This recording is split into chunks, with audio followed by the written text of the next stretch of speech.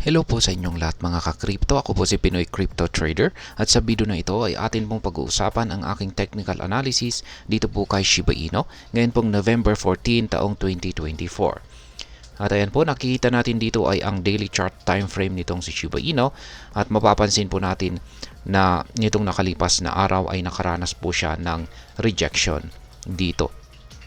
Yan, sa ating yan, isa po itong major resistance line. Yan, binago po natin ito ng kulay red at akala natin ay isang support.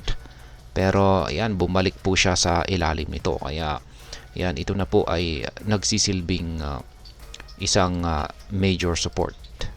Yan. Palitan po natin ng kulay green.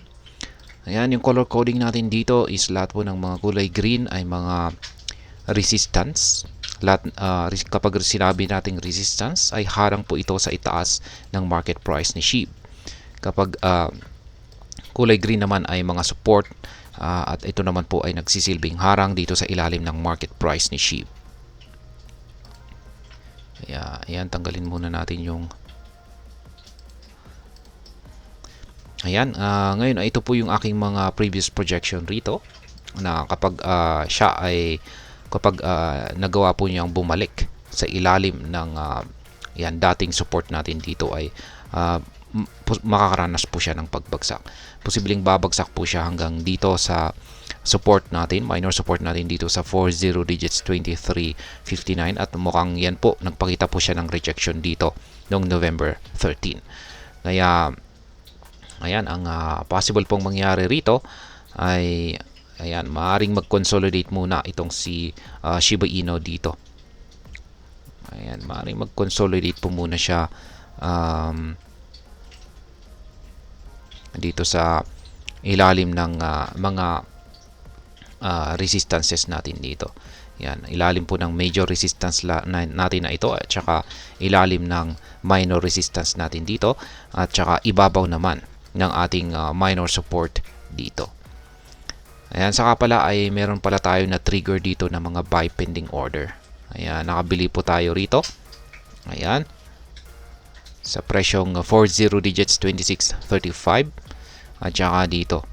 Ayan, kahapon nakabili po tayo rito sa 40 digits 23.59. Kaya pinalitan po natin yan ng mga sell pending orders dito po. Ayan, naglagay tayo ng sell pending orders dito at saka isa na rin dito. Ayan, mukhang malapit na rin pong matrigger ito, yung sell pending order natin dito.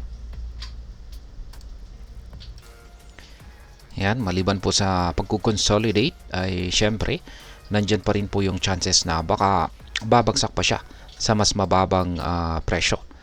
Ayan, at possible pong babagsak siya hanggang dito sa sunod na minor support natin dito sa 40 digits 2083. At mangyayari po yan kapag nabasag po yung kasalukuyang support natin dito sa 40 digits 23.59. Ayan.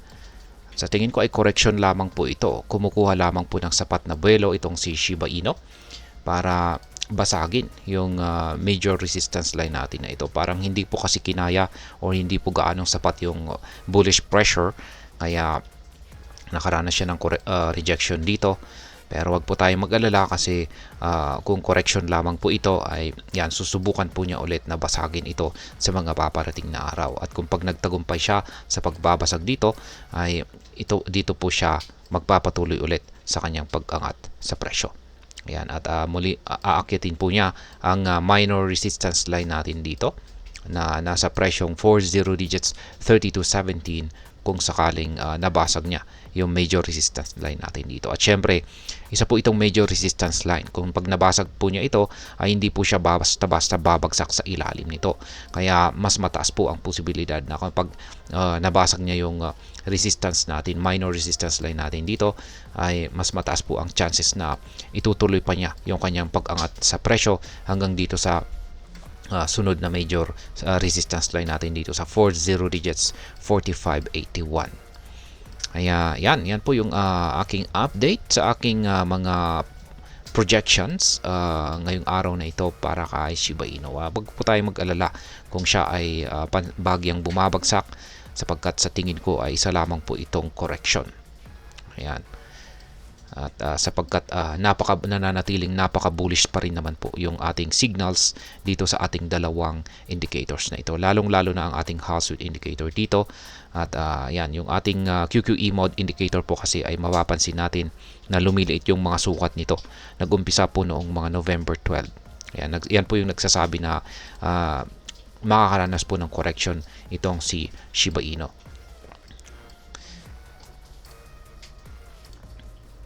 Pagdating naman po sa mga latest na balita natin dito kay Shiba Inu na content ko po dito sa aking channel na ito ay marami daw pong bumibili. Ayan, maraming bumibili ngayon kay Shiba Inu. Ayan, maraming nagkaroon ng interest. At ngayon at nakakaranas po ng pagbagsak itong si Shiba Inu. Meron pong isang analyst ang nakapagsabi na ito na yung pagkakataon na bumili ng Shiba Inu. Ayan. At sabi niya kung pagbabagsak pa raw ang market price ni Shiba Inu ay magandang bumili pa. Yan, or dagdagan pa.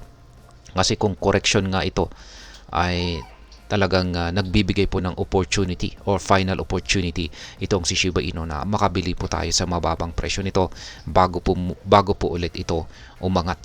Yan, bago po umangat yung kanyang presyo. Kaya meron po akong nababasa dyan na mga komento na maganda bang bumili ng Shiba Inu ngayon. Yan, at nasasabi ko na sayang bakit wrong timing yung mga interest kung pag umaangat yung presyo ni Shiba Inu ay dito po nagkakaroon ng interest yung mga gustong mag-invest kay Shiba Inu. Dapat sana yung bumabagsak siya. Ayan, or mababa yung presyo saka po tayo bumibili. Kaya ayan, ngayon ay syempre mukhang nagbibigay po ngayon ng opportunity itong si Shiba Inu na ng isang correction or pagbagsak at mukhang ito po yung opportunity para sa mga gustong pumasok dito kay Shiba Inu. Kaya mas maganda pa nga kung mas babagsak pa siya sa mas mababang presyo. Kasi kung sa tingin ko ay kung mukhang ito na po yung final opportunity kung babagsak si Shiba Inu ay mukhang final opportunity po ito para makapasok yung hindi pa nakapasok. Kasi kung pag next year na po or sa kung saan ay matindi na po ang bull market ay hindi na po siya babalik sa ganito kababang presyo. Yan po yung ating latest na balita. At yung iba pong mga latest na balita natin kay Shiba Inu ay yung kanilang mga developments, mga projects. At itong si Ginoong Satoshi Kusama, ang lead developer ng Shiba Inu ecosystem, ay mapapansin natin na meron po siyang mga malalaking plano para kay Shiba Inu. Kaya ayan, sa mga bago lamang po rito ay check na lamang po ninyo ang description ng video na ito para malaman kung anong platform at mga indicators ang ginagamit ko dito. At hanggang dito na lamang po tayo sa video na ito mga ka-crypto. Marami pong salamat sa panonood. Ingat po tayo lagi at God bless po sa ating lahat.